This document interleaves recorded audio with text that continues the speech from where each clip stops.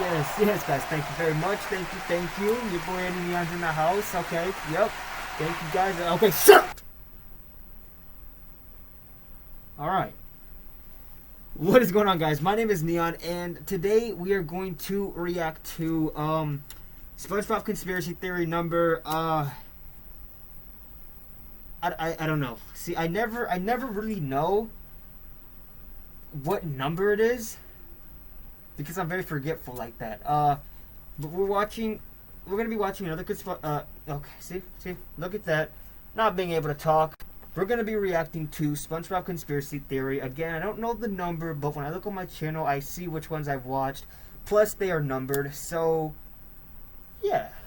You know, we're gonna watch one of those today, react to it. I hope you guys love this new jacket, because I know I do. It's a very, very nice jacket. But yes. Anyway, guys, let's get right to this. Let's go. Oh yeah, see, SpongeBob Conspiracy Theory number 4, the evolution theory. That's what we're doing. Okay. Are the Bikini Bottom citizens the result of nuclear radiation? Who is Pearl's mother?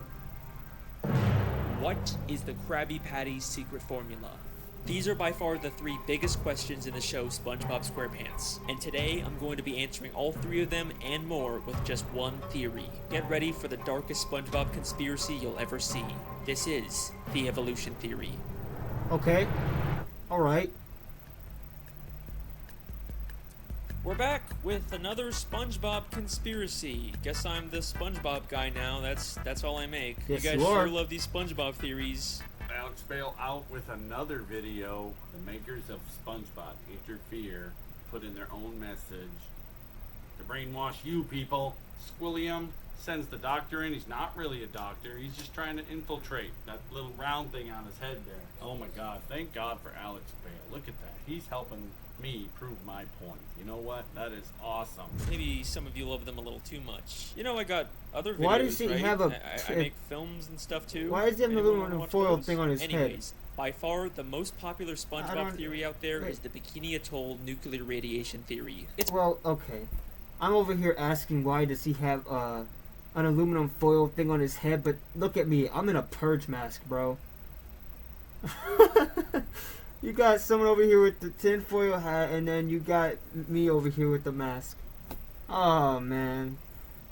It's pretty simple. It's been confirmed that Bikini Bottom is actually beneath a real-life place called Bikini Atoll. From 1946 to 1958, the United States did nuclear tests there, devastating the area and leaving it radioactive even to this day. The theory states that the reason why the citizens of Bikini Bottom can talk and form advanced societies is because of mutations caused by these nuclear tests. Ew. And that's about the whole theory. Even though there's tons and tons of videos about it, none of them actually go in depth with it or really look through the show for evidence. But y'all know that if Alex Bale is making a theory on it, then it's not going to be some baby surface level analysis. No, I will sir. watch every single episode of SpongeBob. I will read every page of the goddamn Wikipedia. If I'm making a theory on it, then you guys know it's going to be good. And once yeah. I really started looking into this theory, I realized that there is so much more here than anyone thinks. Get ready, because today we're going to be solving the biggest mysteries in the history of SpongeBob SquarePants and changing the way you look at the entire show. So without further ado, let's begin the theory.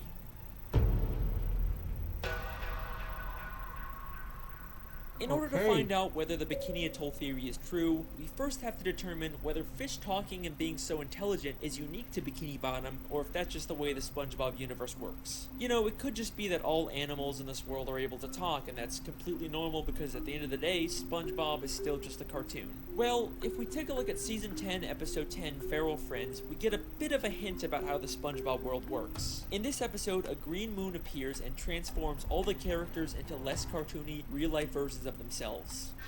SpongeBob? Patrick? Just like in real life, they can't talk and end up trying to eat each other. The French narrator is watching all this unfold, and he says this very important line. I have been monitoring the behavior of the green moon all day.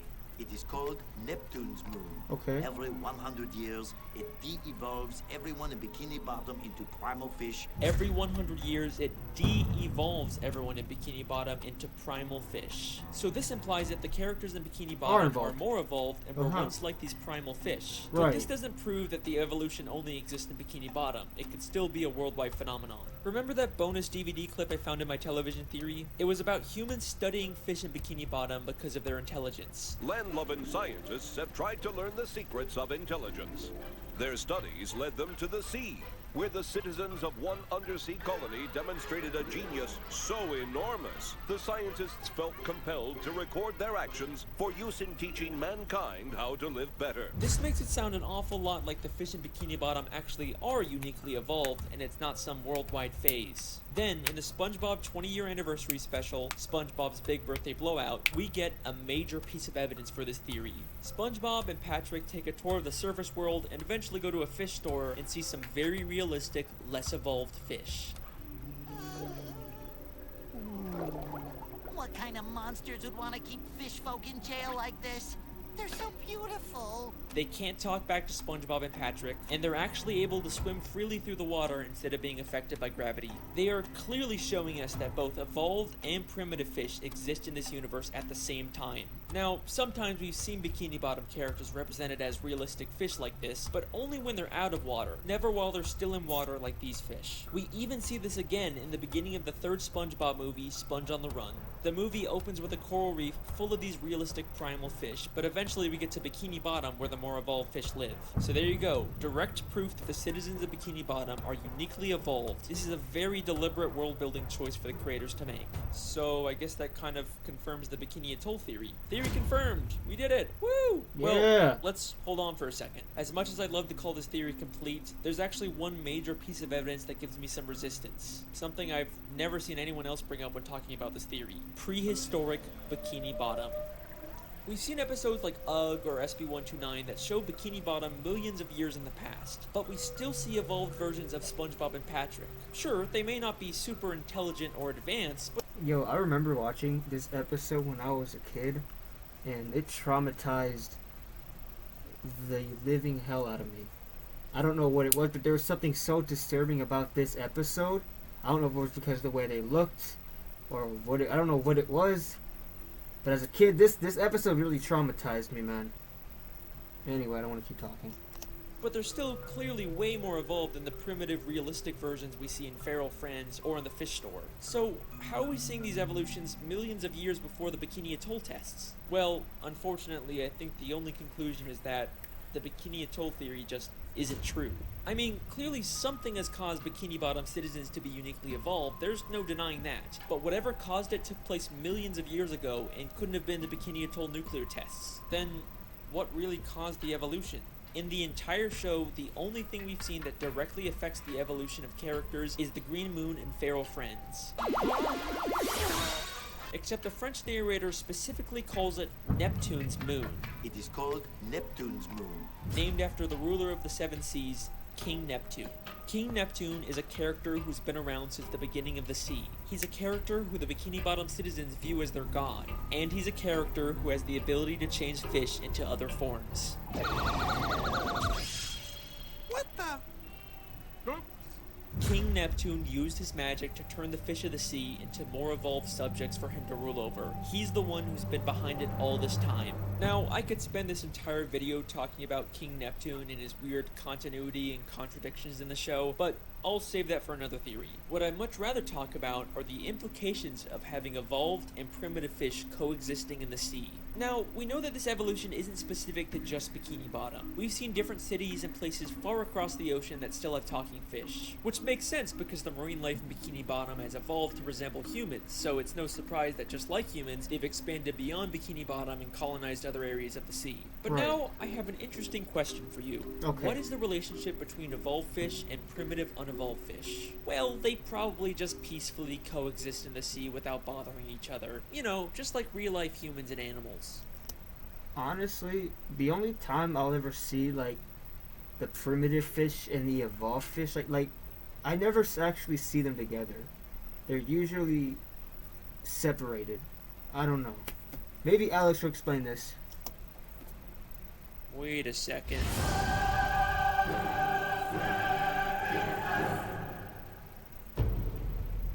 The war? In season 3, Well, you trying to tell me that the primitive fish and the evolved ones have been in a war?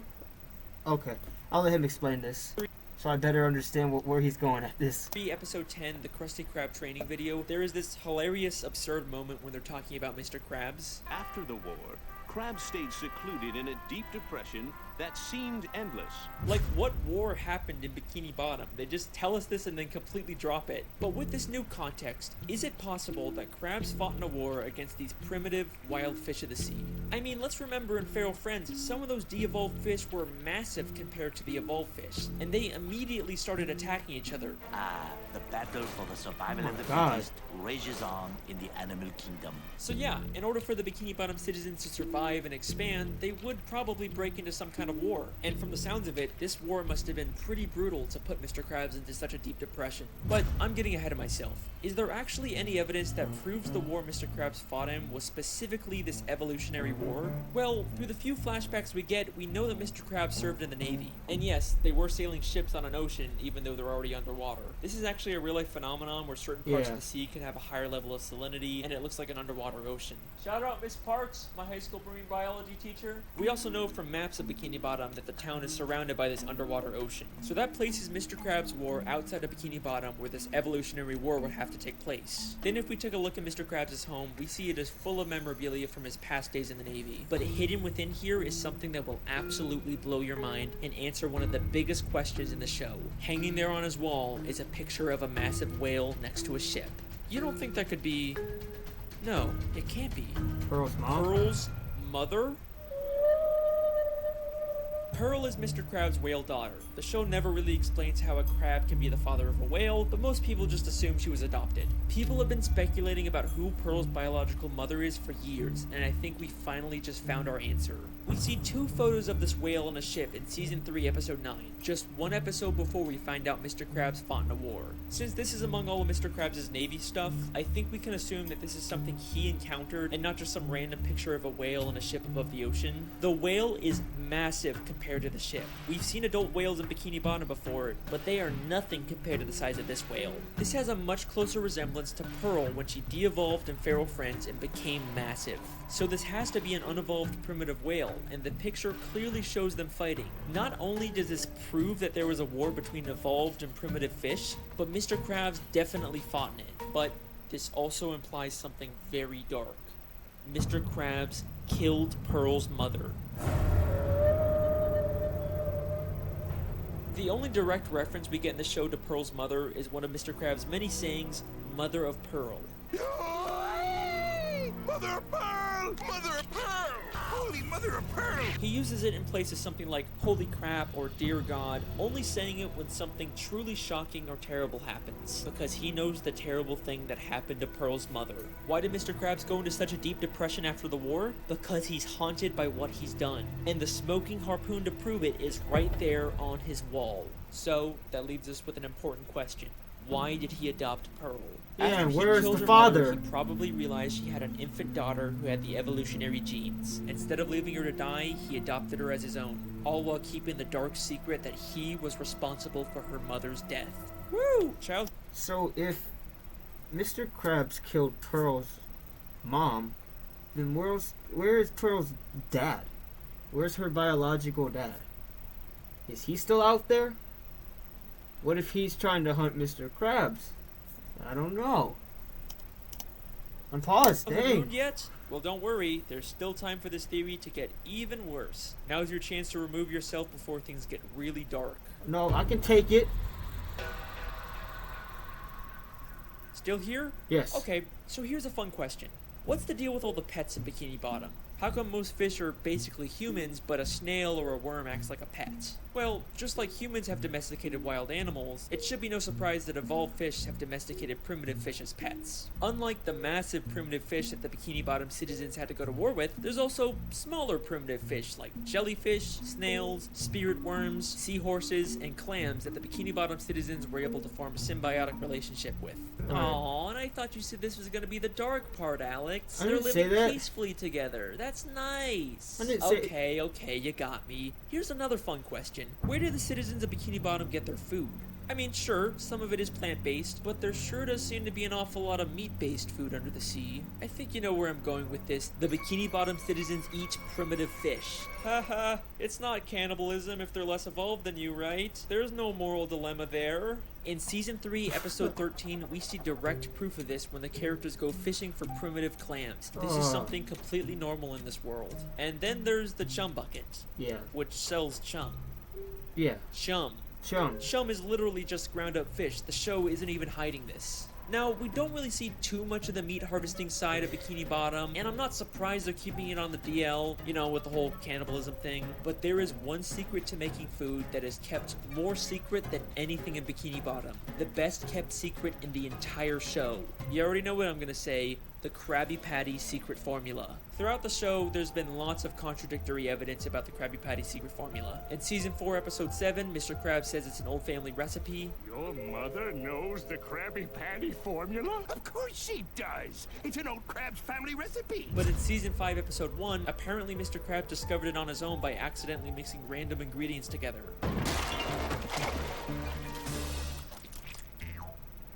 I've done it! I discovered the perfect patty batter! Sometimes it's a secret formula, sometimes it's a book, sometimes it's a secret sauce, and any glimpse we get of the formula is just random nonsense. There is a ton of contradictory evidence out there, but I think this might all be intentional. In order to throw people off, Mr. Krabs has spread misinformation about the Krabby Patty formula. In fact, he's already done this in Season 3, Episode 18, by hiding a fake formula for Plankton to find that says he's the secret ingredient. Mixed together with the most important ingredient of all! Oh, that's a classic. 4 heaping pounds of freshly ground plankton?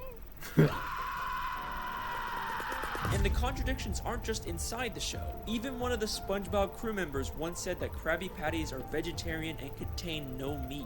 But I've always been a little suspicious about what the creators say. They've also said that they're not allowed to show fish as food, except they clearly do with chum, clam fishing, and all the many, many gags where fish turn into food. It's almost like they're not allowed by Nickelodeon to publicly acknowledge this because that could create a controversy, but they could still sneak this dark secret into the show. So, what is the true secret ingredient? Where does the meat really come from? It's strange, we never really see Mr. Krabs get the meat delivered, or at least go out himself to get it. It's almost like he has all the meat he needs stockpiled somewhere. What primitive meat can Mr. Krabs have access to? Maybe he's been holding on to something from the war. Maybe. Yeah. Maybe they're eating Pearl's mother. As weird as that sounds, maybe that's what they're doing. What could Mr. Krabs have killed during the war that he doesn't want anyone to find out about? Something big enough to supply him with meat for years without needing more.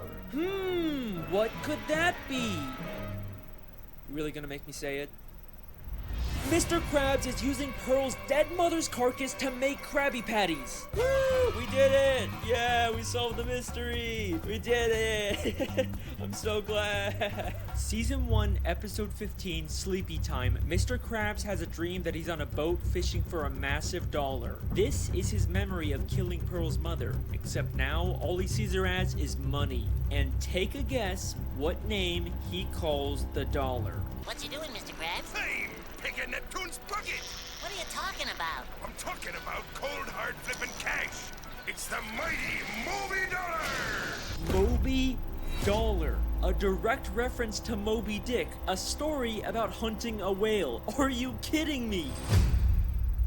And that is the evolution theory. I warned you guys this would be a dark one. The Bikini Atoll theory, King Neptune, Pearl's mother, the Krabby Patty formula, we hit everything in this theory. Even if you don't agree with all of it, you gotta admit a lot of this makes sense. Eugene Krabs' aspirations for money and greed have caused him to do terrible, terrible things. At least his love for Pearl seems to be real, so maybe there's some small amount of good in him. And even though Pearl's mother probably provides tons of meat, eventually he's gonna run out and he'll have to face what he's done. Well, unless of course there's another whale he has access to. Nope. No. No. Mr. Krabs wouldn't do that. He loves Pearl. He's not just raising her for Krabby Patty meat. Even Mr. Krabs isn't that much of a monster. From every side I've ever seen, to the sweetest sound I've heard. I'd gladly give up everything for all the money that I've earned. Huh. Well, alrighty then, that's the end of that theory. Just gonna end it here before there's any more dark plot twists. You guys have been insanely supportive with these SpongeBob theories, so I guess I have to make more. I've been your Yes, host, sir. Alex Bale. Thanks for watching. You're welcome.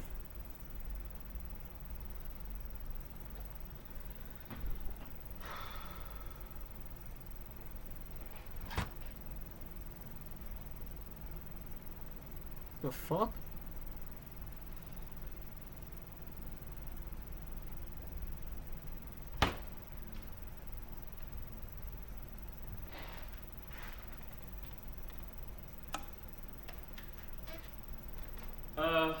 Hey, Hi. just want to let you know that I, think I'm gonna take a break from the SpongeBob videos for a little bit. Uh-huh. What the fuck? Oh, okay. It's not you. I mean, the videos are great. People love them. It's just, I think I want to go back to making actual films for a bit.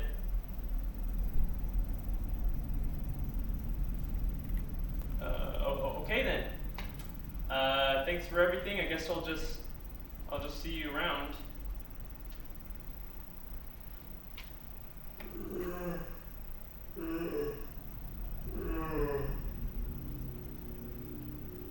When I found you, you were unnoticed and unloved. But now you have millions of views. You have sponsors. Why would you forsake them? I just, I don't want to really make these videos forever. I don't want to be known as the SpongeBob guy. Ugh. My boy, you really think they will care about your little films? I am your muse. I have given you the gift of knowledge. If you wish to go back to anonymity, then be my guest. But I know who you really are.